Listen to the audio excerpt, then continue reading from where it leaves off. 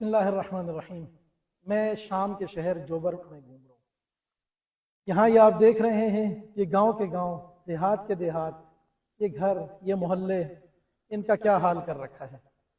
یہ گھر تھے کبھی، یہ بھی آباد تھے، یہ ان لوگوں کے، یہ دیکھیے یہ گلیاں، یہ میں آپ کو اپنے پیچھے دکھاتا ہوں، ہاں یہ میں آپ کو اس طرف دکھاتا ہوں، یہ دیکھیں یہ سب ڈسٹرائے کیا ہے، یہ سب تباہ کیا، سب برباد کیے۔ کیوں کیا؟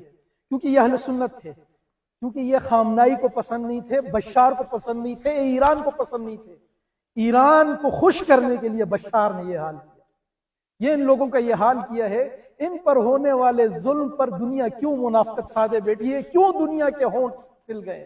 کیوں لوگ نہیں بولتے؟ اور جہاں بھی ایرانی رجیم جاتی ہے، یہ دیکھیں یہ مسجدیں بھی نہیں چھوڑے، یہ مسجدیں نہیں چھوڑی۔ انہوں نے لبنان، انہوں نے شام، عراق، یہ بدبخت جہاں گئے تباہی پھیلائی ہے۔ پاکستانیوں ہوشیار ہو جاؤ، یہ ایران پاکستان میں انٹری مار رہے، یہ حال پاکستان کو ہوگا۔ میں ہاتھ جوڑ کر کہتا ہوں خدا کے لیے جاگ جاؤ، اس سے پہلے کہ پاکستان شام بن جائے۔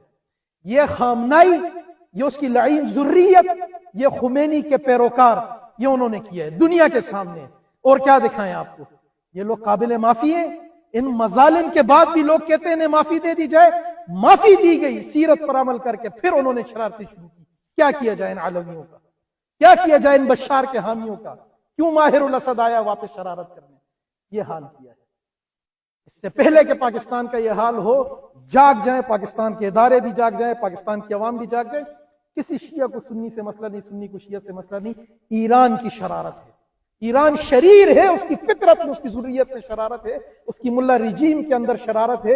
اس شرارت سے خود کو بچائیں۔ جہاں جہاں خانہ فرہنگ ہے وہاں وہاں یہ حال ہوگا، ہوتا آیا ہے، تاریخ ہے، آپ دیکھ لینا۔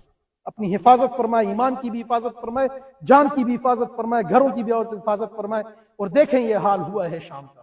غزہ پر تو دنیا بولتی ہے، پتہ نہیں شام پہ آ کے کیوں لوگوں کی منافقت ہے، یہ منافقت، کیونکہ میڈیا میں سارے یہ بدبخت بیٹھے ہیں۔